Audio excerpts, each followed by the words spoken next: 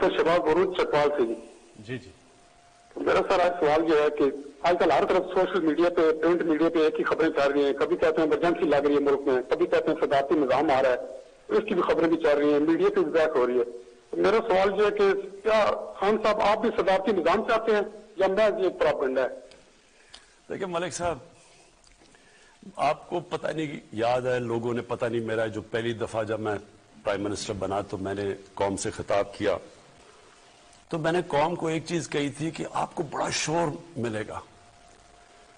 और सारी जगह से आवाजें आएंगी कि मुल्क तबाह हो गया, ये हो गया, नाहिल है, ये खत्म हो गया। क्योंकि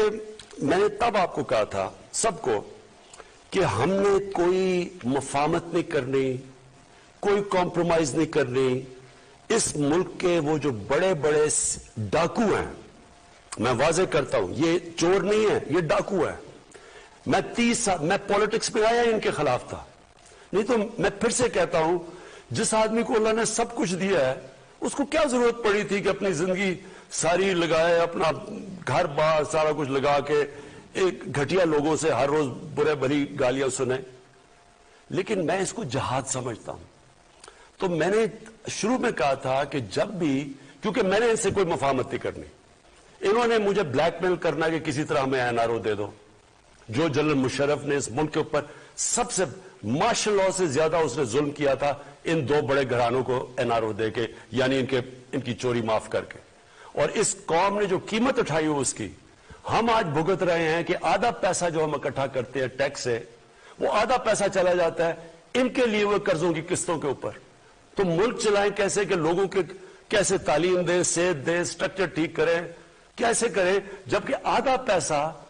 उन कर्जों पे जाता है, किस्तों पे जो इन्होंने लिए हुए हैं। और इन्होंने जिस तरह बेदर्दी से 10 सालों में, क्योंकि इनको एनआरओ मिल गया था, अपना नैब इनके बैठा दिया, जिस तरह इन्होंने इस मुल्क से किया है, ये मुझे ब्लैकमेल करने की कोशिश कर रहे थे कि जी अब चले हम इसको ब्लैकमेल करेंगे, इसको शायद कुर्सी इतनी पसंद है कि ये भी आखिर में जाके जनरल मुशर्रफ ही कहेगा अच्छा जी मैं आपसे एनआरओ के नाम पे मैं आपसे समझौता कर देता हूं, अपने पैसे रख लो। और मैं इसको समझता हूं कि ये मुल्क की सबसे बड़ी गद्दारी है अगर मैं ये करूंगा। और इसलिए ये अफरा तफरी फैलाई हुई है, जो टीवी पे आता है, जो तबाह हो गया मुल्क में ये हो गया, गुर्बत बढ़ गई मुल्क के अंदर, ये जो ग्रोथ रेट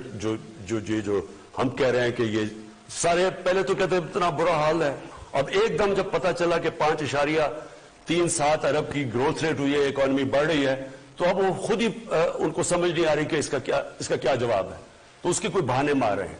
मेरी फिर से अपनी मीडिया से, लोगों से मेरी आपसे रिक्वेस्ट है कि देखें, तनकीद बहुत जरूरी होती है एक मुल्क के लिए। और मैं फिर से कहता हूं, मैं 50 साल से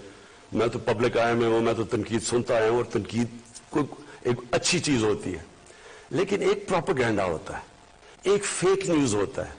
जो जान के फेक न्यूज के जरिए एक मुल्क में ये जो मायूसी फैलाई जा रही है, जी तबाह हो गए, मारे गए, जी मुल्क खत्म हो गया, ये वो लोग हैं जो माफियाज हैं। मैं फिर से अपनी कौम को बताना चाहता हूं, हमारा मुकाबला माफियाज से है, ये आम लोग नहीं हैं, ये पॉलिटिशियंस नहीं है, ये माफियाज हैं, जिनका सिर्फ एक मकसद है कि किसी तरह ये गवर्नमेंट इसलिए गिरे कि क्योंकि इनकी वो जो खाना पीना, जो रोजी लगी हुई थी, जो हलवे खा रहे थे, जो बाहर इनकी अपार्टमेंट्स थी, ये इसके ऊपर टांग ना आ जाए, कहीं इनका एहतसाब ना हो जाए। और ये बैठ के, और इसके अंदर मीडिया में लोग बैठे हुए हैं, अफसोस से कहना पड़ता है कि वो इनके साथ मिलकर मुसलसल मायूसी फैला रहे हैं। तो इनसे मैं आज ये पूछता हूं कि इसका क्या जवाब है कि आपने तो जो जिस तरह की मायूसी फैलाई है, बताया कि ये ग्रोथ रेट 5.37% की कैसे हुई है। और ये हम नहीं कह रहे, ये वर्ल्ड बैंक कह रहा है। ये जो सारी मैंने सेक्टर्स के अंदर ग्रोथ हो रही है, ये बढ़ रहे हैं, ये कैसे हो रहा है? अगर ये इतने बुरे हालात थे तो यहां तो आज बैंकक्रप्ट होना चाहिए था लोगों को। इस वक्त तो लोग बेरोजगारी बढ़नी चाहिए थी, रोजगार भी बढ़ रहा है, गुर्बत भी कम हो रही है, मुल्क की दौलत में भी इजाफा हो रहा है, टैक्स कलेक्शन भी बढ़ रही है, एक्सपोर्ट्स भी बढ़ रही है। तो ये मायूसी किस चीज की है? और फिर ब्लूमबर्ग एक मैगजीन है जो कि फिर से मैं कहता हूं सारी दुनिया में इकोनॉमीज को,